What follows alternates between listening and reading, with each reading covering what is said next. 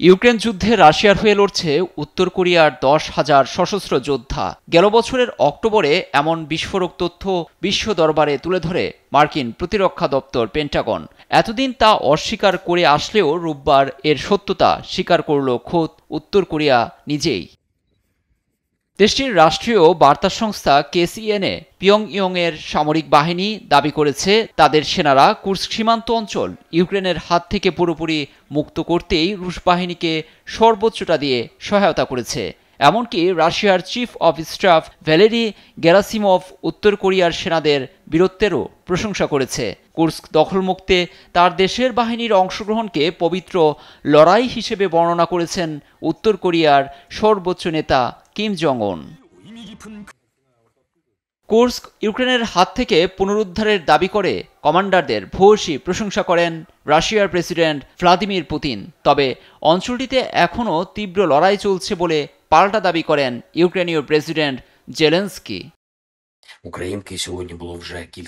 সেখানকার পরিস্থিতি সম্পর্কে আমাকে কমান্ডার ইন চিফ পুরোপুরি জানিয়েছেন। সামরিক বাহিনী কুর্স্ক ও বেলগোরোদ অঞ্চলে লড়াই করে যাচ্ছে। রাশিয়ার ভূখণ্ডে এখনও আমাদের বাহিনী নিজেদের উপস্থিতি জানান দিচ্ছে। যোদ্ধাদের ধন্যবাদ দিতে চাই, তারা দুর্দান্ত কাজ করছে। ইউক্রেন যুদ্ধে সেনা পাঠানো এবং তা স্বীকার করাটাকে সন্ত্রাসী কর্মকাণ্ড হিসেবে তুলে ধরেছে দক্ষিণ কোরিয়ার প্রতিরক্ষা মন্ত্রণালয়। এদিকে ভ্যাটিকানের পোপের শেষকৃত্যে জেলেনস্কির সঙ্গে ফলপ্রসূ বৈঠক হয়েছে। তবে ইউক্রেনের রাশিয়ার ক্রমাগত হামলা নিয়ে বিরক্ত মার্কিন প্রেসিডেন্ট ডোনাল্ড ট্রাম্প। ইউক্রেন যুদ্ধে উত্তর কোরিয়ার অংশগ্রহণ জাতিসংঘের সনদ এবং নিরাপত্তা পরিষদের প্রস্তাবের স্পষ্ট লঙ্ঘন। এটি পুরোপুরি অবৈধ কাজ, এছাড়াও অপরাধমূলক কাজের স্বীকারোক্তি। সত্য কখনো চাপা থাকে না। উত্তরের সেনাদের অবিলম্বে প্রত্যাহারের দাবি জানাচ্ছি। ইউক্রেন রাশিয়ার যুদ্ধ বন্ধে মধ্যস্থতা করছে যুক্তরাষ্ট্র।